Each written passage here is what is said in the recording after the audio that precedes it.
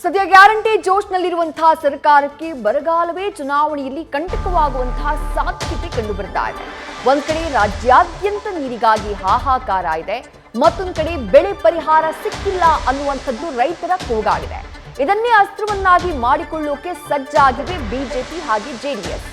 ಲೋಕ ಕದನಕ್ಕೆ ಅನ್ನದಾತರಿಂದ ಕಾಂಗ್ರೆಸ್ಗೆ ಹೊಡೆತದ ಆತಂಕ ಸದ್ಯ ಎದುರಾಗಿದೆ. ಜಲಕಂಟಕ ಹಿನ್ನೆಲೆ ಸಿದ್ದರಾಮಯ್ಯರಿಂದ ಚುನಾವಣಾ ಅಸ್ತ್ರ ಒಂದು ಕಡೆ ರೆಡಿಯಾಗಿದ್ರೆ, ಕೇಂದ್ರದ ಅಸಹಕಾರ ವಿಚಾರವನ್ನ ಜನರಿಗೆ ತಿಳಿಸೋಕೆ ಸಿದ್ದರಾಮಯ್ಯ ರೆಡಿಯಾಗಿದ್ರೆ, ಮತ್ತೊಂದು ಕಡೆ ಬಿಜೆಪಿ ಹಾಗೆ ಜೆಡಿಎಸ್ ಬರ ಪರಿಸ್ಥಿತಿಯ ವಿಚಾರವನ್ನೇ ಮುಂದಿಟ್ಕೊಂಡು ರಾಜ್ಯ ಸರ್ಕಾರದ ವಿರುದ್ಧ ಹೋರಾಟವನ್ನ ಮಾಡೋದಕ್ಕೆ ಸನ್ನದ್ಧವಾಗ್ತಿವೆ.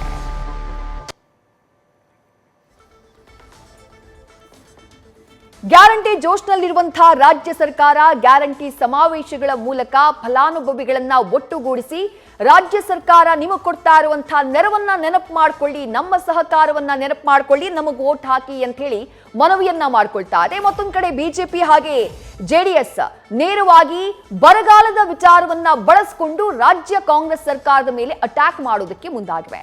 ಮತ್ತಷ್ಟು ಡೀಟೇಲ್ಸ್ ನಮ್ಮ ಪ್ರತಿನಿಧಿ ಶಿವಪ್ರಸಾದ್ ನೀಡ್ತಾ ಹೋಗ್ತಾರೆ. ಶಿವಪ್ರಸಾದ್, ಒಂದ್ ಕಡೆ ರಾಜ್ಯ ಸರ್ಕಾರ ಗ್ಯಾರಂಟಿಯ ಜೋಶ್ನಲ್ಲಿದೆ, ಮತ್ತೊಂದ್ ಕಡೆಗೆ ರಾಜ್ಯಾದ್ಯಂತ ಇರುವಂತಹ ಬರದ ಪರಿಸ್ಥಿತಿ, ನೀರಿಗಾಗಿ ಹಾಹಾಕಾರ, ಬೆಳೆ ಪರಿಹಾರ ಸಿಗಲಿಲ್ಲ ಅನ್ನುವ ನೋವು ಇದೇ ಬಿಜೆಪಿ ಹಾಗೆ ಜೆಡಿಎಸ್ಗೆ ಪ್ರಬಲ ಅಸ್ತ್ರವಾಗ್ಬಿಡುತ್ತಾ ಹೇಗೆ ಅಂತ ಹೇಳಿ?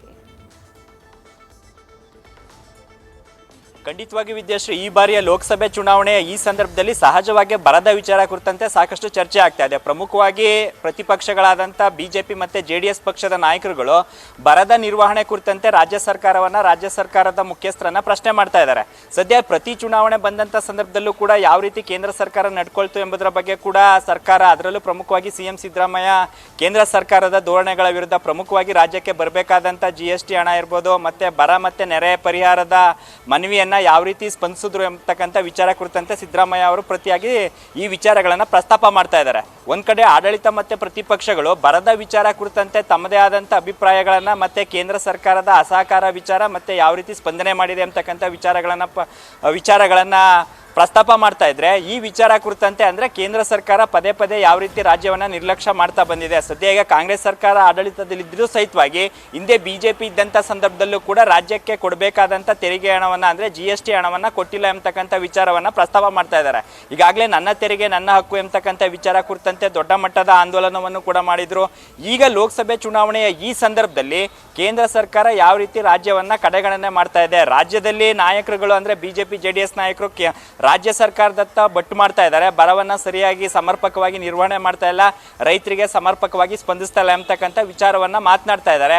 ಆದರೆ ಕೇಂದ್ರ ಸರ್ಕಾರ ಯಾವ ರೀತಿ ತನ್ನ ತಾರತಮ್ಯ ಧೋರಣೆಯನ್ನ ಮುಂದುವರಿಸಿದೆ, ಈವರೆಗೂ ಕೂಡ ರಾಜ್ಯದ ನಾಯಕರು ಮನವಿಗೆ ಸ್ಪಂದಿಸ್ತಾ ಇಲ್ಲ. ಈ ವಿಚಾರ ಕುರಿತಂತೆ ಅನೇಕ ಸಚಿವರು ಇರ್ಬೋದು, ಜೊತೆಗೆ ಏನು ರಾಜ್ಯಾದ್ಯಂತ ಗ್ಯಾರಂಟಿ ಸಮಾವೇಶಗಳನ್ನ ಮಾಡ್ತಾ ಇದ್ದಾರೆ, ಈ ಸಮಾವೇಶಗಳಲ್ಲೂ ಕೂಡ ಈ ವಿಚಾರಗಳ ಕುರಿತಂತೆ ಜನರಿಗೆ ಮನವರಿಕೆ ಮಾಡಿಕೊಡ್ಬೇಕು ಎಂಬತಕ್ಕಂಥ ಸೂಚನೆಯನ್ನು ಕೂಡ ಸಿಎಂ ಸಿದ್ದರಾಮಯ್ಯ ನೀಡಿದ್ದಾರೆ.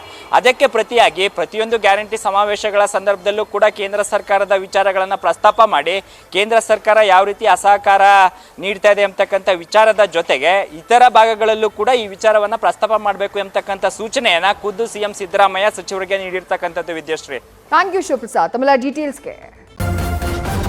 ನ್ಯೂಸ್ ಫಸ್ಟ್ ನಿರ್ಭೀತಿಯಿಂದ ನಿಮ್ಮ ಪರವಾಗಿ.